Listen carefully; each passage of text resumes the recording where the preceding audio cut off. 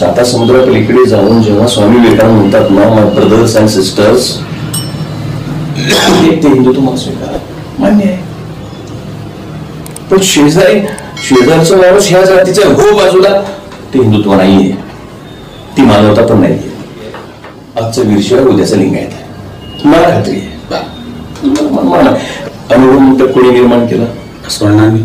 इष्टलिंग कोणी दिलं असं वाटणार नाही. वचन आंदोलन किंवा वचनाच्या माध्यमातून लोकप्रबोधनाचा प्रश्नांच्या पूर्वी वचन असतील, जगदासीबाईंची काही वचनं सापडतात, तो भाग वेगळा. एक लक्षात घ्या, या सगळ्या गोष्टींना सामूहिक रूप देऊन याचं संचालन बसवणाने केलं म्हणून बसवण्याचं नाव घेतात.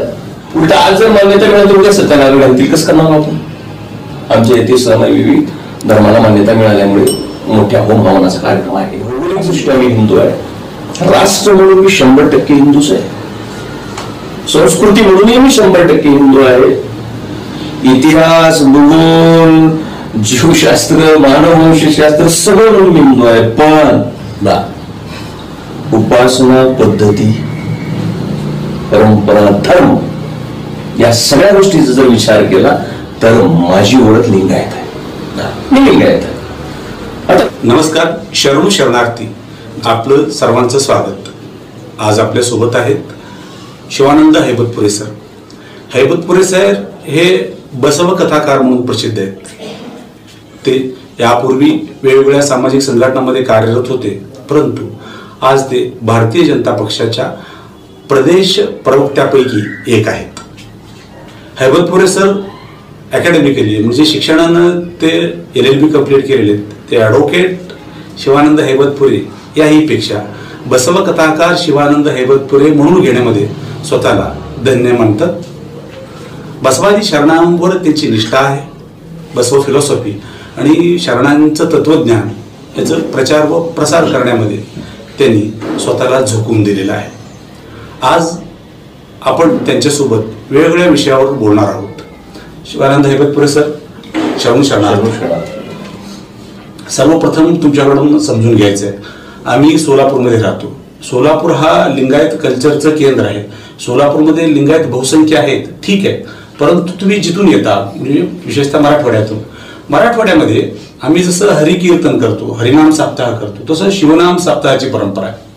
ते शिवकीर्तन करतात आणि तुम्ही तर स्वतः बसव कथाकार आहात.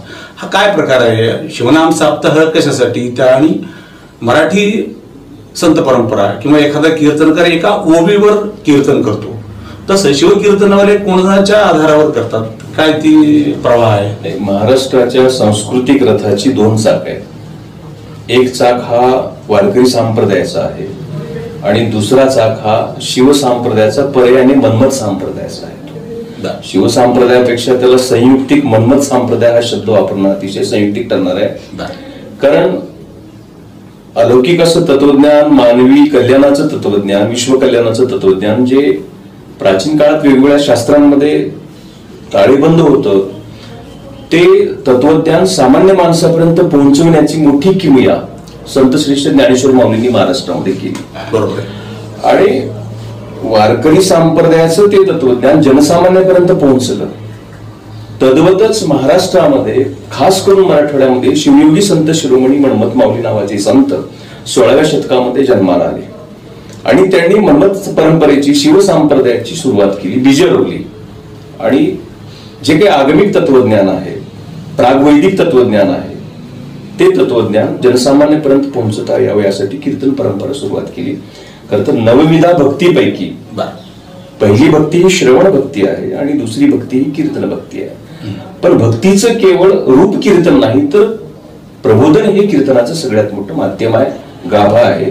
आणि तो दृष्टिकोन डोळ्यापुढे ठेवून मराठवाड्यामध्ये मन्मथ माऊलींनी त्याची बीजा रोवली आणि त्याला खत पाणी घालून, घाम गाळून, मोहक प्रयासाने, मोठ्या हिमतीने, धैर्याने त्याला वाढवण्याचं काम राष्ट्रसंत सद्गुरू डॉक्टर शिवलिंग शिवाचार्य महाराजांनी केलं. मी म्हणेन की लिंगायत धर्माचा, मन्मथ परंपरेचा हा भगीरथ आहे की ज्या भगीरथाने 16व्या शतकातली ही पावन गंगा मराठवाड्यात 21व्या शतकात सामान्य माणसाच्या दारापर्यंत आणली. आणि त्याचाच त्या परिवाराचा एक घटक म्हणून राष्ट्रसंतांचा मी शिष्य आहे शिवलिंग शिवाचार्यांचा, आणि म्हणून आम्ही शिवकीर्तन परंपरा करतो. माझे वडील करतात. शिवलिंग शिवाचार्यांच्या कृपेने प्रयत्नाने महाराष्ट्रामध्ये हजारो कीर्तनकारांची फळी उभी राहिली. त्यापैकी मी छोटासा कीर्तनकार म्हणून काम करतोय आणि बसव कथेचे त्याच्याबरोबर काम करतो. आणि या शिवकीर्तनमध्ये तुम्ही सांगितले की मन्मथ माऊली याचे मूळ पुरुष आहेत. मन्मथ माऊलींनी परंपरा सुरू केली. वारकरी संत परंपरेचे जे कीर्तन आहेत एखाद्या ओळीवर अवलंबून असतात. एक ओळी घेतात बुवा आणि त्याचं निरूपण करतात.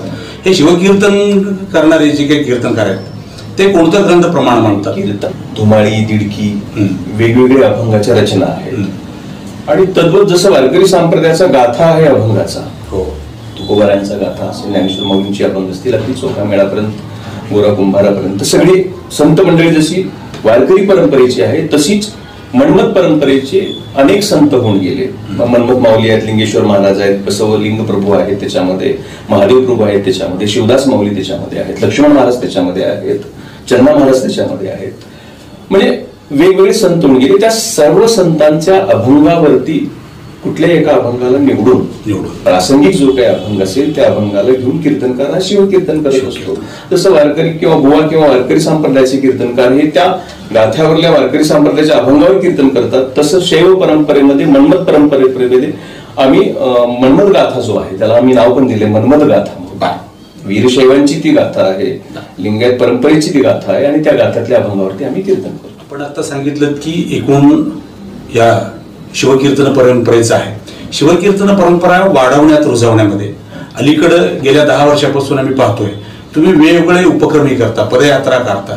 विशेषतः त्यात समता संदेश पदयात्रा आहे आणि मंगळवेढ्यापासून ते सोन्नलगीला म्हणजे सोलापूरला येणार ती एक पदयात्रा आहे. काय हेतू आहे याचा? पदयात्रा हा धर्मप्रचाराचा सगळ्यात महत्वाचा भाग आहे. खरं तर पदयात्रा नानकांनी केली, बुद्धांनी केली, महावीरांनी केली. पदयात्रा कुठल्या एका गटाचा धर्माचा ठेका नाही. लोक जागृतीसाठी सतत भ्रमण करणे हा पदयात्रेचा सगळ्यात मोठा उद्देश आहे. आपल्या लौकिक जीवनातून थोडासा वेळ काढून पूर्णतः ताकदीनं लोक प्रबोधन करण्यासाठी ती केलेली तरतूद आहे.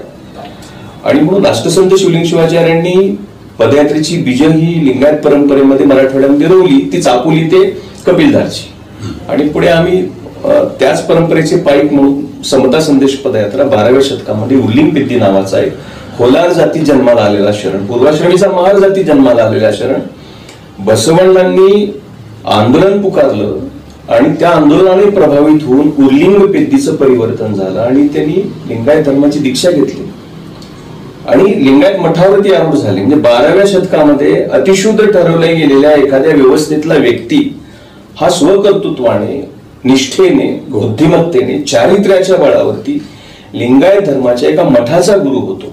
उर्लिंग पेद्दी आणि काळावा ही साधी गोष्ट नाही.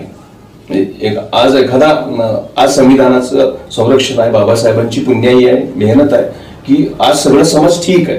पण 12व्या शतकामध्ये संविधान नव्हतं. अशा वेळेस बसवण्णांनी पुकारलेल्या लढाईमध्ये पूर्वाश्रमीच्या होलार जातीचा, महार जातीचा एक व्यक्ती येतो आणि बसवण्णांनी त्यांच्या योग्यता बघून त्यांना लिंगायत धर्मगुरू पदावरती कंधारच्या मठावरती बसवतात. म्हणजे ही खूप मोठी गोष्ट आहे. महाराष्ट्र फुलेशाह आंबेडकरांचा जसा आहे तसा महाराष्ट्र हा ज्ञानेश्वरांचा, बसवेश्वरांचा हा देखील महाराष्ट्र आहे, संत परंपरेचा महाराष्ट्र आहे.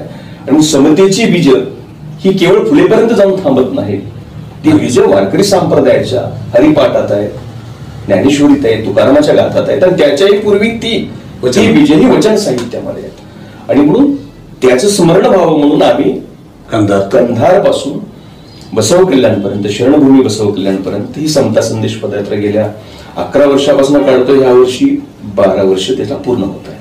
शिवयोग पदयात्रा इकडनं निघते मंगळवेढ्यावरनं, कारण सोलापूर ही लिंगायतांची राजधानी आहे. बसवादी शरणांच्या पदस्पर्शाने, शिवयोगी सिद्धरामेश्वरांच्या तपोबलाने तेजाळणारी ही पवित्र भूमी आहे. आणि म्हणून या भूमीमध्ये बसवण्णांच्या विचारांचा सुवास अजूनही दरवळतोय. इथल्या तलावामध्ये बसवादी शरणांच्या पाद प्रक्षालनाने पवित्र झालेलं तीर्थ आहे, घाम आहे.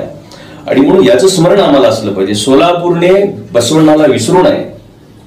बसवण्णांचं स्मरण ही सोलापूरची प्राथमिकता असली पाहिजे, कारण ही सिद्धरामेश्वरांची प्राथमिकता होती. आणि याचं स्मरण म्हणून आम्ही मंगळवेढ्यावरनं सोलापूरला शिवयोगी सिद्धरामेश्वरांच्या आणि सिद्धेश्वर महाराजांच्या चरणी नतमस्तक होण्यासाठी आम्ही गेल्या 2 वर्षापासून ही यात्रा काढतो आहोत आणि लोक प्रबोधनाचा हा जागर चालू आहे.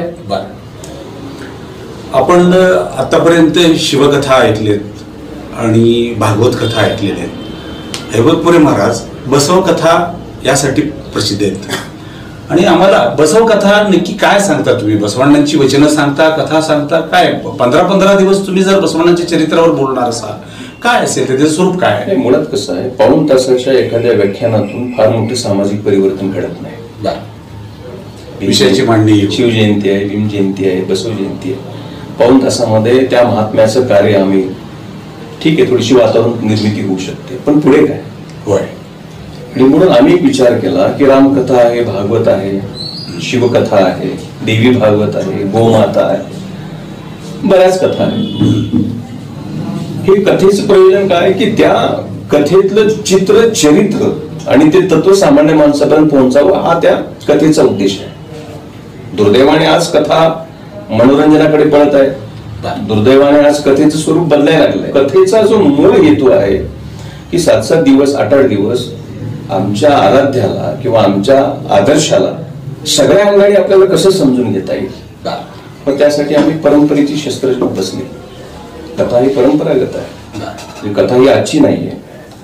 अनेक वर्षापासून कथेतूनच हा देश घडला, कथेतूनच हा समाज घडला आणि म्हणून तीच माध्यमं आम्ही उभी केली आणि महाराष्ट्रातली पहिली बसव कथा ही कुर्ला या गावी आमच्या कंधार तालुक्यामध्ये आमचे भगवान चौडे सर म्हणून तिथे आहेत, त्यांच्या माध्यमातून ही त्या ठिकाणी कुर्ल्यात बसवकथा झाली आणि तिथून मग बसवण्णांचं चरित्र, मानचंदयाचं, चांबारयाचं, ढोर ककयाचं, उर्लिंग पेदींचं चरित्र असेल, फुलारी मादयाचं चरित्र असेल, अनेक अनेक 770 शरणांपैकी वेगवेगळ्या जातीच्या शरणांचं चरित्र आपण त्या बसवकथेमध्ये सांगत असतो आणि त्याला केवळ धार्मिक कार्यक्रम आहे तर तो राष्ट्रीय संविधानाला बळकटी देण्यासाठीचा तो कार्यक्रम आहे. बसवकथा हा राष्ट्रीय उत्सव आहे. बसवकथा ही राष्ट्रीय गरज आहे. संविधानाला बळ मिळण्यासाठी सामाजिक समता असेल की समरसता असेल या दोघांनाही पुढे घेऊन जाण्यासाठी ही बसवकथा सुरू झाली आणि राज्यभरच नाही, आता काल परवा गेल्या महिन्यामध्ये तेलंगणामध्ये हैदराबादला 25 दिवस बसवकथा हिंदीमध्ये झाली. जानेवारीच्या नंतर आम्ही बिहार आणि उत्तर भारतामध्ये आम्ही बसवण्णांना घेऊन हा कथेचा विषय घेऊन तिथं करणार आहोत. जिथेपर्यंत आम्हाला घेऊन जाता येईल परंपरेचं हे आयुध घेऊन परिवर्तनाचं शस्त्र, परिवर्तनाची लढाई आम्ही. बसवण्णांची कर्मभूमी आपण नेहमी सांगतो की मंगळवेढा आहे. ते जन्मले बागेवाडीमध्ये, मंगळवेढ्यामध्ये त्यांनी सुरुवात केली आणि ते बसव कल्याणला गेले महामंत्री म्हणून. गेल्या अनेक वर्षापासून महाराष्ट्रामध्ये चर्चा आहे की मंगळवेढ्यामध्ये महात्मा बसवण्णांच्या नावाचं राष्ट्रीय स्मारक होणार आहे, व्हावं सगळ्यांचीच इच्छा आहे, पण ते होत नाहीये. त्याला राजकीय इच्छाशक्तीचा अभाव असेल आणि इथले जे काही समाज धोरण आहेत ते व्यवस्थेला म्हणजे सरकारला पटवून देण्यात अपयशी ठरले की बसवण्णा केवळ लिंगायत त्यांचे नाही आहेत, हे शाहू फुले आंबेडकरांच्या विचारांचे प्रारंभ बिंदू आहेत. त्याच्यामुळे कदाचित ते रेंगाळलं असावं. आणि ह्या स्मारकाबद्दल तुम्ही कसं? मुळामध्ये एक लक्षात घ्या, the followers defeat their leaders. अनुयायी लोकच नेत्याचा पराभव करत असतात. एखाद्या नेत्याचा, नायकाचा, राष्ट्रनायकाचा, महात्म्याचा, समाजसुधारकाचा पराभव हा दुसरा समाजसुधारक करत नाही, त्यांची अनुयायीच त्यांचा पराभव करत असतात. म्हणून बसवण्णा समजून घेण्यासाठी समाज म्हणून आम्ही कमी पडलो. मग त्याला वेगळी कारण आहे, धार्मिक कारण, सामाजिक कारण, सांस्कृतिक कारण, व्यावसायिक कारण, अनेक कारण आहेत. ऑथेंटिक प्रबोधन झालं नाही. बसव तत्व हे कळायला उशीर झाला. हळकट्टींची कृपा झाली, मेहनत झाली, वचन साहित्य बाहेर आलं आणि मग आम्हाला हळूहळू लक्षात यायला लागलं की नेमकं काय आहे. एक दुसरा मुद्दा असा आहे, या बसवण्णांच्या स्मारकाच्या बाबतीमध्ये म्हटलं तर की बसवण्णाला एका केवळ भाषेमध्ये, प्रांतामध्ये आम्ही अडकवण्याचं पातक केलं किंवा लोक करतात. किंवा जेव्हा एखाद्या महापुरुषाच्या कपाळावर जातीचा शिक्का पडतो तेव्हा तो महापुरुष छोटा होतो, सीमित होतो आणि त्याचा तिथेच पराभव होतो. दुर्दैवाने तेच झालं आणि बसवण्णांच्या कपाळावर तर जाती धर्माचा शिक्का तर सोडा, प्रांताचा आणि भाषेचा शिक्का पडला. बसवण्ण विश्वमानव आहे. ज्ञानेश्वर माऊलींनी ज्या पद्धतीनं म्हटले विश्वची माळली कर किंवा परंपरेने सांगितलं वारकरी संप्रदायाला ऐसी मती जयाची स्थिर म्हटले. सगळे वसुदैव कुटुंबकमची ही भावना आहे तर हेच तत्वज्ञान बसवण्णांनी 12व्या शतकामध्ये मांडलं होतं आणि याच मंगळवेढ्यात ते झालं होतं. भाषावर प्रांत रचना झाली आणि खऱ्या अर्थानं या इतिहासाला मोठ्या प्रमाणामध्ये खीळ पडली. नंतरच्या काळामध्ये बसवण्णा स्मृतीपटलावरून बाजूला सारले गेले आणि काही लोकांनी ठरवलेलं आहे की बसवण्णा अजिबात समोर येऊ द्यायचं नाही. मग त्याला काही राजकीय लोक असतील, त्याच्यात काही धार्मिक लोक काही मठाधीशी असू शकतात, त्याच्यामध्ये कोणी असू शकतं की त्यांना हा बसवण्णा नको आहे. का नको आहे? कारण लोकांना शहाणं करणं, लोकांचा माथा जाग्यावर येणं म्हणजे बसवतत्व आहे आणि त्याचं स्मारक जर इथं केलं तर महाराष्ट्र विवेकी बनण्यामध्ये अजून गतिमान होईल. त्यामुळे महाराष्ट्र विवेकी बनण्याऐवजी विवेक शून्य बनला पाहिजे अशा प्रकारची वृत्ती राहायला पाहिजे. या सगळ्या गोष्टींमुळे कदाचित तो अडसर येत आहे. आणि दुसरी गोष्ट, राजकीय महत्वाकांक्षा हा नंतरचा भाग आहे, पण इथल्याही समाजामध्ये तेवढी जागृती असणं अतिशय गरजेचं आहे. त्यावेळेस तिथल्या संघटनांनी, सगळ्या संस्थांनी वगैरे प्रयत्न केलेत स्मारकासाठी. आम्ही कोणाच्या प्रयत्नाला दुष्ण ठेवत नाही. Everyone made his mind to participate in this movement. पण शेवटी त्याला जे यश मिळालं पाहिजे तेवढं मिळालं नाही. आणि काल परवा गेल्या मला वाटते 17 तारखेच्या जुलैमध्ये आम्ही मंत्रालयामध्ये मी स्वतः उपस्थित होतो. आमचे मित्र पडळकर साहेबांच्या उपस्थितीमध्ये, इथले स्थानिक आमदार आहेत मंगळवेढ्याचे, अवतारी साहेबांच्या उपस्थितीमध्ये, सगळेच जयकुमारजी गोरे पालकमंत्री यांच्या अध्यक्षतेखाली हा स्मारकाचा विषय झाला आणि त्याच्यानंतर त्याच्यावर एक शासकीय समिती आली. पण एवढ्यानं भागणार नाही, लक्षात घ्या, एवढ्यानं भागणार नाही. कारण याच्या अगोदरही 10 समित्या आल्यात आणि 10 समित्या गेल्यात. आम्ही प्रत्येक वेळी पोस्टर पाहिलेले. हा, मग ते लोक कसं आहे यासाठी. पण आता जबाबदार राजकीय पक्षाचाही जबाबदार कार्यकर्ता, त्यापेक्षा एक जबाबदार मानवी मूल्यावर प्रेम करणारा एक मानव म्हणून ही आपली सर्वांची जबाबदारी आहे की इथं स्मारक कसं होईल, पण त्याचा आदेश कोण होईल, उपादेश कोण होईल, हे सगळे गौण आहे. बसवण्णांच्या स्मारकाचा अर्थच बसवण्णांनी म्हणजे माझ्या लहान कुणी नाही, शरणांपेक्षा महान कुणी नाही. तेवढं कोणी होऊ दे, आमचं काही संबंध नाही. आमचं एवढंच म्हणणं आहे की आमचा फुटबॉल गुण आहे, बसवण्णा आमची अस्मिता आहे. मागल्या सरकारचे कटू अनुभव आहेत, आमच्या सरकारने ते कटू अनुभव देऊ नये यासाठी आम्ही जागरूक आहोत आणि तेवढेच कडक आहोत. कारण बसवण्णा हा आमच्या आत्मसन्मानाचा विषय आहे आणि आत्मसन्मानापेक्षा देव देखील मोठा नाही, ही आमची धारणा आहे. त्यामुळे स्मारकाचं फॉलोअप कसं करता येईल आम्ही त्या पद्धतीने करतोय. सरकार सकारात्मक आहे. मला स्वतः फडणवीस साहेबांनी म्हटलं की तुम्ही ह्याचा फॉलोअप घ्या, मी तुमच्या सोबत आहे. आता बघू कसं कसं होईल, का नाही, त्या पद्धतीने आम्ही प्रयत्नशील आहोत. बघू आता पुढे काय होतं. म्हणजे महाराष्ट्रासह कर्नाटकातल्या लोकांनी आशावादी राहावं, किमान या 5 वर्षात तरी होऊ दे म्हणून आम्ही प्रत्येक वेळी पोस्टर्स पाहिली, निधी मंजूर झाल्याच्या बातम्या केल्या आणि नंतर पुन्हा ऍज इट इज जैसे ते. आता समाज तो राहिलेला नाहीये, लक्षात घ्या. आपल्याला गप्पा मारून तुम्हाला आता गुंडाळता येणार नाही. कारण शेजाऱ्याच्या ताटात पडायला लागले, दूर बसलेल्या माणसाच्या ताटात पडायला लागले आणि आमच्या ताटात जर काही नसेल तर ही आग पोटामार्गी मस्तकात जर गेली तर मोठी मोठी साम्राज्य लयाला पोहोचतात. त्यामुळे हा विषय नाहीये. आणि लिंगायत हा खूप शांत समाज आहे, आत्मकेंद्रित आहे, शांत आहे, आहे. धर्म, परंपरा, देश, भक्ती सगळं जपतो. तो भोळा महादेव आहे. पण लक्षात घ्या, सगळ्या देवाला राग आल्यावर उतारा आहे, पण भोळ्या महादेवाला राग आला तर त्याचा उतारा नाही, सर्वनाश हाच त्याचा उतारा होऊ शकतो. त्यामुळं याची जाणीव आम्हाला आहे. आम्ही वारंवार आमच्या नेत्यांनी करून देतो किंवा या जातीच्या शब्दावर पाय ठेवू नका. आम्ही तुमच्या पक्षात काम करतोय म्हणजे गृहीत धरू नका, अजिबात गृहीत धरायचं घेणं देणं नाही. कारण बसवण्यापेक्षा कोणीही मोठा नाही. लिंगायत समाज, लिंगायत संस्कृती याच्या संवर्धनामध्ये आणि एकूणच लिंगायत समाजाच्या अभिवृद्धीसाठी म्हणजे विकासासाठी, लिंगायत संस्कृतीच्या जपणुकीसाठी मठांचं योगदान खूप मोठं आहे. आणि या मठ संस्थाबद्दल आपलं काय धारणा, काय असं बघता या मठ संस्थांकडे? एक लक्षात घ्या, भारताची संस्कृती ही नेहमीच परिवर्तनवादी राहिलेली आहे. पूर्ण जगाच्या पाठीवर सगळ्या खंडांमध्ये जम्बूद्वीपातल्या या भारत नावाच्या भारत देशाने नव्या युगाचे कायम स्वागत केलं. चार्वाक आले, स्वागत केलं. महावीर आले, स्वागत केलं. बुद्ध आले, स्वागत केलं. प्रत्येकाचं स्वागत केलं. कारण परिवर्तन हा निसर्गाचा जसा नियम आहे तसा तो मानवी स्वभाव पण आहे. परिवर्तनाला स्वीकारणारा समाज भारतीय समाज आहे. आणि मठ ही त्या काळातली चळवळीची केंद्र होते, परिवर्तनाचे केंद्र होते, संवादाचे केंद्र होते. लोकांनी एकत्र आलं पाहिजे, लोकांनी एकत्र यावं आणि संवाद घडावा यासाठी मठ आहे. मुळात अमरकोश नावाच्या ग्रंथामध्ये मठ या शब्दाची व्याख्या करत असताना त्या ग्रंथामध्ये नमूद केलेलं आहे की मठ कोणाला म्हणावं. हे भगवे कपडे घालून बसते ते मठ नाहीये, मठाची ती पण व्याख्या नाहीये. मग तिथं काय बिना लग्नाची माणसं बसतात म्हणजे मठ, ते पण नाहीये. मठाचा एकमेव अमरकोशामध्ये व्याख्या अशी आहे की जिथे विद्यार्जनासाठी विद्यार्थी राहतात ते मठ आहे. मूळ व्याख्या ही आहे. अच्छा, जीव जगत आणि जगदीश हे समजून घेण्याच्या प्रक्रियेतलं मंथन ज्या ठिकाणी होतंय ते केंद्र म्हणजे मठ आहे. आता मठ त्या त्या धर्माची मठ आज बनली, कारण देशभर ज्याचं वादळ असतंय तो विचार ती मठ स्वीकारायची. महावीराचं वादळ आलं, जैन मठांची स्थापना, काळाभिमुख कपाळाभिमुख जी काही मठ होती ती सगळी जैनांची पताका मठावर लावली.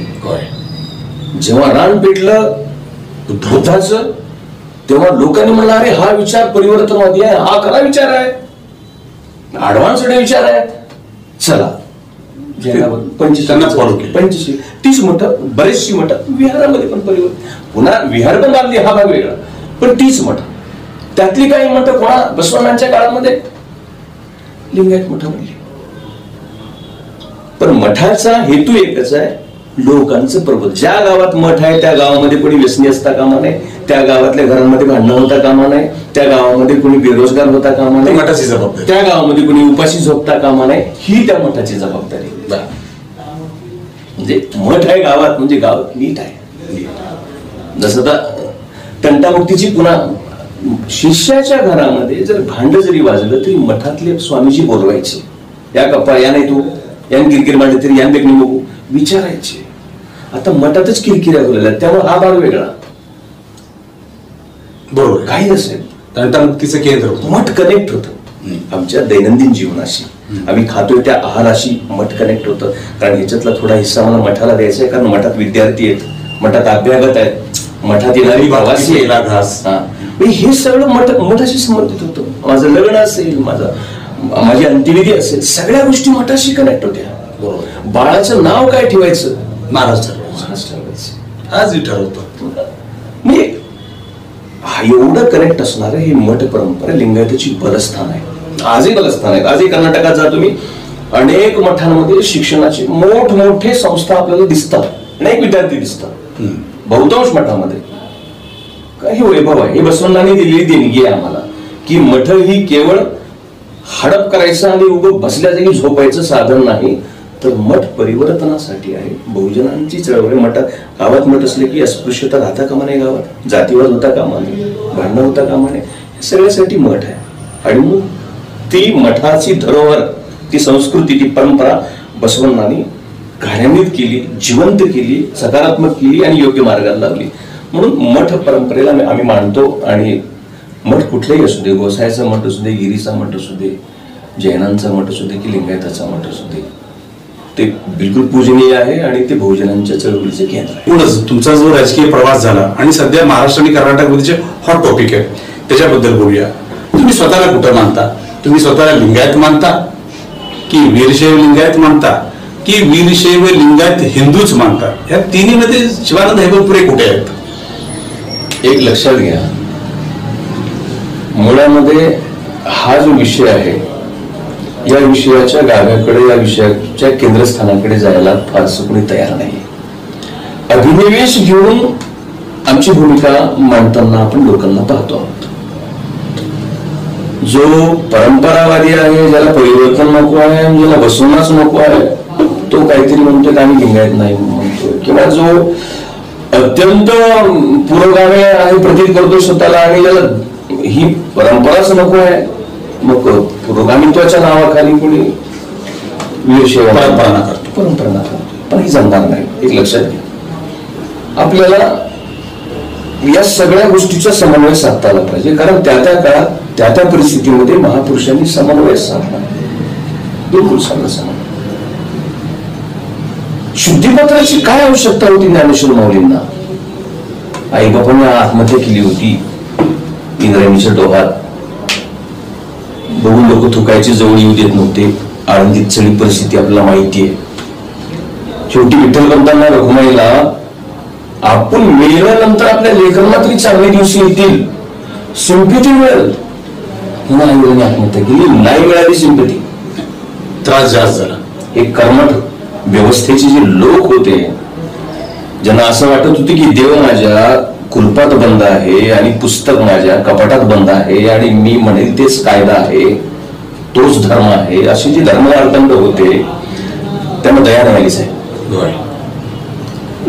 विचारलं सोपन भावाने विचारलं माऊलींना की पण माऊली गरज काय आपल्याला शुद्धीपत्रकाची? निवृत्तीनाथाने म्हणे आम्हाला शुद्धीपत्रक देणारे हे कोण? माऊली हसले, म्हणले तसं नाही दादा, तसं नाही. ज्या समाजात परिवर्तन आम्हाला करायचं आहे त्या समाजासाठी ही मान्यता आवश्यक आहे. आपण you was not going to surrender, ते सरेंडर होत नव्हते. पण यांनी काय म्हणलं, हे मान्यता मिळाल्याशिवाय लोक आपलं कसं ऐकतील? आपली गुलामी तर तुटून जाईल कसं? काय हरकत नाही, ज्ञानप्राप्ती झाली. पण हजारो करोडो लोक जे बाहेर गुलामीत खितपत आहेत त्यांची बाळ झाडी रेंगाळत होती, पुढची पिढी रेंगाळतील, मग आपण त्यांच्यासाठी शुद्धीपत्रक घ्यायचं. मला का मग याचा अर्थ असा होतो का शुद्धीपत्रक पैठणला गेले, हे गेले, ते गेले, ते मिळवण्यासाठी ऍडिशन नाही. काय पचते तेही बघितलं पाहिजे. रोगी आहे, पेशंट आहे, मान्य आहे. हाय पॉवरचे इंजेक्शन दिल्यावर म्हणून जाईल किती जाग्यावर. आजाराचं औषध आणि आजार आणि त्याचबरोबर ज्याला आजार झालाय त्या आजारी असलेल्या रुग्णाची शारीरिक क्षमता या सगळ्याचा विचार करून औषध दिलं जातं. मुळात हिंदू हा धर्म आहे की संस्कृती आहे की परंपरा आहे या बाबतीमध्ये सुप्रीम कोर्टाचा निर्वाळा आहे. मला गरज नाही कोणाकडे द्यायची की हिंदू म्हणजे काय. सावरकरांनी भूमिका मांडली, पुण्यभू पितृभूश्चैव सवय हिंदी स्मृता सांगितले. हिमालयम समारभ्यम याद बिंदू सरोवरम तम दैव निर्मितम देशम भारतम प्रचक्षते. ज्याला पुण्यभू पितृभू म्हणतात ते ठीक आहे. दुसरी महत्वाची गोष्ट किंवा ही संस्कृती आहे, एक मोठी व्यापक परंपरा आहे, त्याला मी धर्म नाही म्हणू शकत. जिओग्राफिकली मी हिंदू आहे, वंश म्हणून मी हिंदू आहे, वंश हिंदी हिंदू, सिंधी हिंदू, भौगोलिक दृष्ट्या मी हिंदू आहे, राष्ट्र म्हणून मी 100% हिंदूच आहे, संस्कृती म्हणूनही मी 100% हिंदू आहे, इतिहास, भूगोल, जीवशास्त्र, मानववंशशास्त्र सगळं म्हणून मी हिंदू आहे. पण उपासना पद्धती, परंपरा, धर्म या सगळ्या गोष्टीचा जर विचार केला तर माझी ओळख लिंगायत आहे. मी लिंगायत आहे. आता राहिला प्रश्न वीरशैवांचा. एक लक्षात घ्या, शैव, शाक्त, कपालक, पाशुपत हे सगळे पंथ आहेत, सेक्ट्स आहेत. आता नंतर हे प्रत्येकाचे विशिष्ट लोकांची मक्तेदारी निराश ठरली. विद्यायाम शिवरूपायाम रमणते विशेषतः ते वीरशैव आहेत, जे शिवाच्या विद्येमध्ये रममाण होतात, जे शिवाला मानतात. मग लिंगायत कोण? थोडस सिव्हिलाइज्ड, थोडं फॉरवर्ड, त्यांनी फ्लेक्झिबल असले, थोडस ईस्ट लिंगाच्या रूपामध्ये. पंचसूत्री लिंग होते पूर्वी. शुद्ध स्फटिक लिंग, स्थावर लिंग, चंद्रमौळेश्वर लिंग, आत्मलिंग, बऱ्याच गोष्टी होत्या. पण Ishta Linga Basavanna, this is the concept of only Basavanna and it discriminate. हे इष्टलिंगाचं आम्हाला सुद्धा बाहेर काढतं. We are something else, we are something different. आम्ही कोणतरी वेगळे आहोत. आपला मुद्दा आहे की तुम्ही लिंगायत आहात, वीरशैव लिंगायत आहात की वीरशैव लिंगायत हिंदूचा आहात. आम्ही हिंदू बद्दल ह्या गोष्टी सांगितल्या. वीरशैवाबद्दल, वीरशैव लिंगायताबद्दल पोलीस स्टेशन मध्ये पोलीस अधिकारी पोलीस राहते, गल्लीत आले की दोस्त होते, बायकोपाशी मिरकी नवरा होते, पोरापाशी मिरकी बाप होते, पोरापाशी पोलीस होणार आणि बायकोपाशी नागरिक होणार भारताचा नाही. मला काय म्हणायचं, राष्ट्र जीवनामध्ये जीवन जगत असताना राष्ट्रापुढली समस्या, समाजापुढल्या समस्या, संस्कृतीपुढल्या समस्या, ह्या सगळ्या समस्या माझा वेगळा रोल ठरवत असतात. रोल वेगळा. 16व्या शतकात माझा रोल काय होता? समाज तोच होता, पण रोल काय होता? एक चाक संस्कृतीच्या जोरात फिरत होता, दुसरा बंद पडला होता. महम्मद स्वामी म्हणलं सगळं बंद करा, ही चाक फिरवा. त्यावेळेस आम्ही वीरशैव होतो सर. महम्मद स्वामीच्या काळात रोल तो होता आमचा तिथे. 12व्या शतकामध्ये आम्ही लिंगायत शरण होतो. लिंगायत पण नाही, शरणच होतो आम्ही. मोमेंटमध्ये होतो आम्ही. तो रोल वेगळा आहे. आता विषय काय? आता ही जी दुकानं बनलेली आहे, वीरशैव म्हणल्यानंतर माझं प्रॉडक्ट जास्ती विकेल, लिंगायत म्हणल्यानंतर माझं प्रॉडक्ट जास्ती विकेल, आणि हिंदू म्हणल्यानंतर ही सगळंच दुकानं माझ्याकडे येऊन बसतील. हे नाही हा विषय. कृपया याला राजकीय परिप्रेक्षातून पाहणं हे वीरशैवांच्याही समाज धोरणांचा अपमान आहे, लिंगायताचा अपमान आहे, आणि हिंदू परंपरेचाही अपमान आहे. आणि राष्ट्र म्हणून, संस्कृती म्हणून, भूगोल म्हणून, इतिहास म्हणून निश्चित आम्ही हिंदू आहोत. पण पंथ जेव्हा येतो तेव्हा मी वीरशैव असतो, पण तो पंथ आहे आमचा. देश पंथांमध्ये देखील विभागला गेलेला आहे. उत्तर भारतामध्ये वैष्णव पंथ आहे, दक्षिण भारतामध्ये शैव पंथ आहे. मी दक्षिण भारतातून आलोय सर. जरी महाराष्ट्रात असलो तरी माझी परंपरा दक्षिण भारताची आहे. मग दक्षिण भारतात शैव पंथ आहे, त्यात तोच घटक आहे वीरशैवांचा. पण त्याच्यामध्ये आणखी नवीन मॉडिफिकेशन केलं. बाबाचं प्लॉट होतं, पोरांना बांधलं. घर कोण बांधलं? पोरांना बांधलं नाही, पण बाबाचं वाढत बाबानेच घेतलं. आज्याचा प्लॉट होता, बाप बांधला. पुढच्या पिढीत नातवाला असं वाटलं की हे बरोबर नाही. 4 माणसाला बसायला आणि यायचं म्हणलं, टॉयलेट नाही, बाथरूम नाही. मग नातवानं काय केलं? समजूच पाडलं. बसवला नावाचा नातू होता, जागा महादेवाची होती. बसवला नावाचं नातवानं सगळं पाडलं. त्याच्यातलं छावण्या, काही दगड, काही इटा, जे गरजेचं होतं ते घेतलं. षटस्थल गरजेचं होतं घेतलं, पंचाचार घेतलं, सगळं घेतलं. नवीन बांधकाम सगळ्यांना इवन इवन. आणि जस्ट मॉडिफिकेशन आहे, अपग्रेड आहे. त्यामुळे याच्यात वाद आहे असं मला वाटत नाही. आणि वाद असेल तर त्या लोकांची त्यांची स्वतःची आर्थिक आणि सगळे सामाजिक आणि परंपरेने माझं पोरग, माझ्या भावाचं पोरग, माझ्या जातीचं माणूस मोठा बसलं पाहिजे, मग हेच रेटून लावलं पाहिजे, तेच रेटून लावलं पाहिजे. ही अशी जी विकृती घुसली ना, या विकृतीमुळं हे सगळं परिस्थिती. पण अरे कोणीका पण आमची पोरं दारू पिलेत की त्याचं कसं? हिंदू म्हणला आम्ही हिंदू आहोत, म्हणजे त्याला फीस नाही की आम्ही कसं करावं? मी वीरशैव आहे, चला पोरीचं लग्न म्हणायला वे कसं करू? आता कोणाकडे सांगू मी? आम्ही लिंगायत, चला मी स्कॉलरशिप मिळायला पैसे नाहीत, काय नाही, दाबला पैसे नाहीत, कसं करू? त्यांची शाश्वत उत्तर पाहिजे. मी काय झालं मी तुम्ही काय म्हणणार आहे? तसं नाही. शेवटी मलाच बघावं लागेल, मलाच करावं लागेल. तर मला वाटते this is not a political issue. Hindu, Veerashaiva, Lingayat आणखी कुठला सेक्ट असेल, हा सगळ्या राजकीय परिप्रेक्षाचा विषय नाहीये. हा माझ्या उपासना पद्धतीचा विषय. भारतीय संविधानाला अनुच्छेद 25 पासून 29 पर्यंत हे सगळे अधिकार मला दिलेले आहेत. मला धर्माला मान्यता काय आम्हाला आवश्यकता नाहीये सर. मला धर्माला मान्यता कोणालाही मिळता येत नाही, कोणालाही अधिकार नाही. तुमच्या धर्माचं पालन करण्याचा अधिकार तुम्हाला संविधानाला दिले की हो. एनओसी आले का? मला देवळात जायचं, पूजा करायचं आहे, तहसीलदारची एनओसी पाहिजे का? नाही ना. संविधानाने सांगितलं मला याची पूजा करायची, मी करू शकतो, तिची पूजा करायला करू शकतो. राहिला विषय इथं काय आहे की परंपरेनं आमची उपासना पद्धती अल्पसंख्याकांमध्ये येते, आम्ही संख्येनं कमी आहोत, त्यासाठी आम्हाला विशेष सुरक्षित दर्जा नाही, सुरक्षेची आवश्यकता आहे. आणि विशेष सुरक्षा पाहिजे असेल तर त्याला दर्जा लागतो.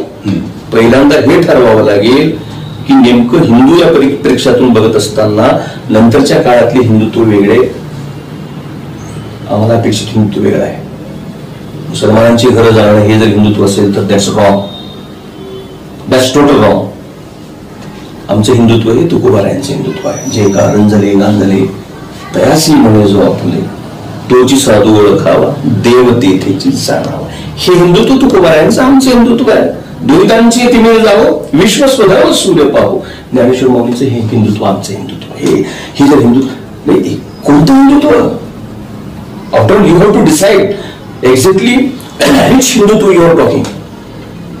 We are going to accept which Hindutva, we are considering which Hindutva. आम्हाला ठरवावं लागेल आम्ही कोणतं हिंदुत्व स्वीकारतो. बाबा राजकीय हिंदुत्व, आर्थिक हिंदुत्व नाही. ईशोपनिषदाचं पहिलं श्लोक आहे साहेब, ईशावास्यमिदं सर्वं यत् किंचित जगत्. ईशोपनिषदाचं पहिलं सूत्र आहे, ईश्वर सगळीकडे व्यापलेला आहे, तो सगळ्यात आहे. साता समुद्रापलीकडे जाऊन जेव्हा स्वामी विवेकानंद म्हणतात ना, माय ब्रदर्स अँड सिस्टर्स, ते हिंदुत्व मला स्वीकार मान्य आहे. पण शेजारचा माणूस ह्या जातीचा हो बाजूला, ते हिंदुत्व नाहीये, ती मानवता पण नाहीये. त्यामुळं दुर्दैवाने कालानुरूप कालौघातच संस्कृतीवरती देखील बरेच ग्लाने आल्या.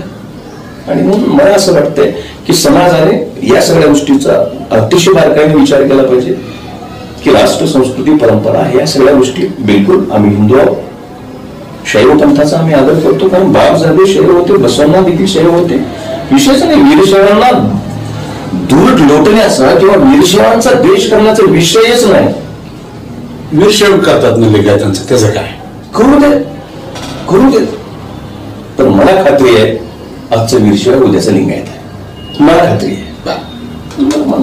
कारण शेवटी सर्वांना पोट असलं. बरं, बसवण्णाने असं डिक्लेअर केलं नाही की चला या दिवशी मी धर्मस्थापन करतोय, आजच्या दिवशी धर्मस्थापन होत आहे, तुम्ही सगळेजण या, आपण सगळे फीत कापूया आणि धर्मस्थापन नाही होत, ठराव वगैरे करून नाही. धर्माची व्याख्याच एवढी आहे, धारणा धर्म इत्याहो धर्मोधार येते प्रजा. धर्म काय म्हणून समोर सांगितलं, धर्म तो कुणीचा जाणे दे. आपले धर्मनिष्ठतेवरती जे अधर्माची शीघ निमेष म्हणजे तोची धर्म देवी म्हटलं, किंवा सिद्धांत शिरोमणींनी सांगितले दशकम धर्म लक्षणं म्हटले. धर्माची 10 लक्षणं आहेत. मुद्दा हा आहे की लिंगायत जो विचार आहे ते बसवण्णांना धर्म संस्थापक मानतं, दावाच त्यांचा आहे, म्हणजे त्यांचा अजेंडा आहे. बसवण्णा हे धर्म संस्थापक आहेत, वचन ही धर्माचीच धर्मसंहिता आहे. ह्याच्याकडे तुम्ही कसं बघता? जर या सगळ्या गोष्टी असतील तर अनुभव कोणी निर्माण केला? बसवण्णांनी. इष्टलिंग कोणी दिलं? बसवण्णांनी. वचन आंदोलन किंवा वचनाच्या माध्यमातून लोकप्रबोधनाचा, बसवण्याच्या पूर्वी वचन असतील, जगदासीबाईंची काही वचनं सापडतात, तो भाग वेगळा. एक लक्षात घ्या, या सगळ्या गोष्टींना सामूहिक रूप देऊन याचं संचलन बसवण्णांनी केलं म्हणून बसवण्याचं नाव घेतात. त्यांना म्हणणार बसवण्णा मी करला म्हणून. महावीर वर्धमान जैन धर्माची किती कीर्तन आहेत, मग ते संस्थापक झाले का नाही? ऍक्च्युअल झाले का? नाही ना, ऍक्च्युअल झाले नाही, पण म्हणतात लोक. पूर्वी होत, बुद्धाने स्वतः सांगितले, I am not the last profit. माझ्या पूर्वी खूप बुद्ध आलेले, मी फक्त प्रगट झालो. मग तुमचं दुःख मला देखो नाही तुमच्या, त्याच्यामुळे पानाती पाता वगैरे शिका पदामध्ये ते स्वरूप सगळं ते प्रकट झालं. कारण संवेदनशील माणूस होता, लोक माधर्मांचं विडली तरी दुःखी झाले, म्हणजे सगळं दुःख बघून उद्विग्न झाले तथागत. पण त्याच्यापूर्वी कुठे आले होते? बुद्धिझम त्याच्यापूर्वी होता. Energy cannot be created not be destroyed, it can transfer from one form to another form.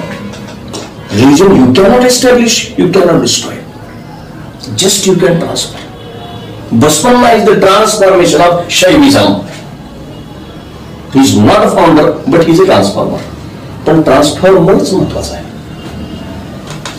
आणि माझ्या देखी वचन साहित्य निश्चित धर्मग्रंथ आहे. आणि काम, आणि ते केवळ लिंगायत धर्माचा ग्रंथ नाहीये, तो मानव ग्रंथ आहे, मानवी मूल्यांचा ग्रंथ आहे. डोर कक्कैया माझा बाप आहे असं म्हणणारे ते वचन जर असतील, हा माझा, हा माझा, हा माझा, मग खोडल संगम देवा आणि महा म्हणे मगरेंद्र सेवा, आम्ही सगळे तुझी शिल्लक आहोत. कळबेडा कलबेडा हुसिया नडगेलू बेड मुनिय बेड अन्यरी असह्य पड बेड तरुण बनण्याचे बेड इतर.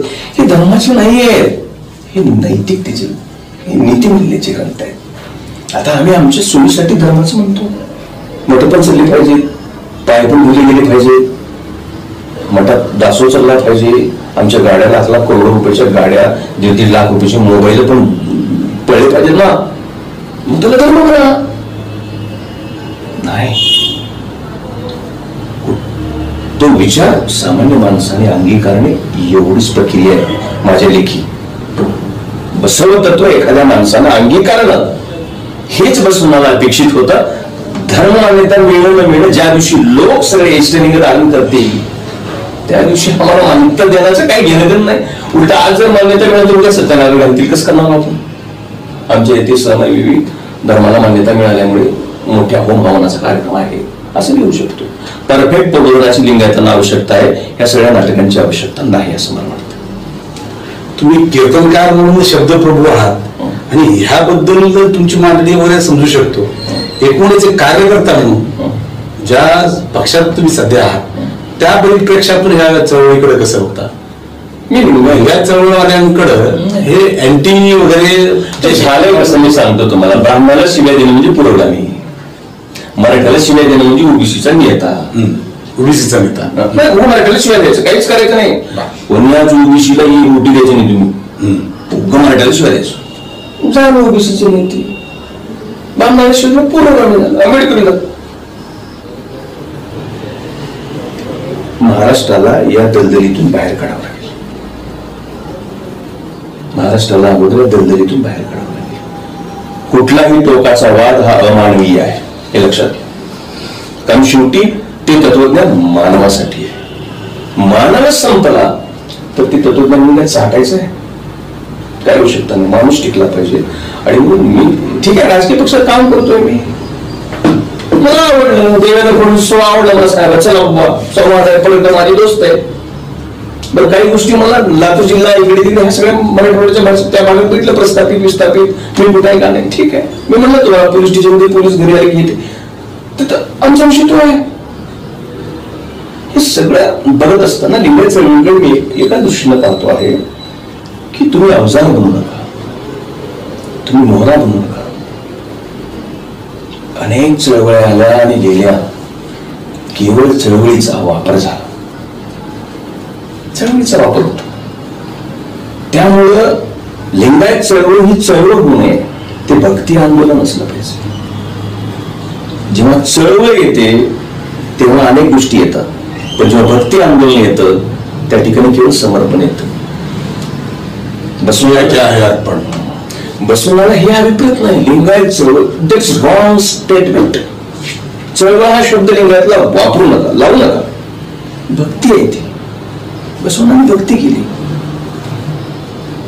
द्वेष हा चळवळीत एखाद्या चळवळीत द्वेषाची बीज राहू शकतात, निगेटिव्हिटी राहू शकते. वारकरी संप्रदायात काय द्वेष आहे? काय नाही. यारे यारे लहान थोडं भलते याची नारी नर सगळ्यांना घेऊन. त्यामुळं लिंगायत चळवळीतल्या कार्यकर्त्यांना माझी एकच विनंती आहे की आपण जगातले सगळ्यात पवित्र कार्य करत आहोत याचं पहिल्यांदा भान ठेवणं गरजेचं आहे.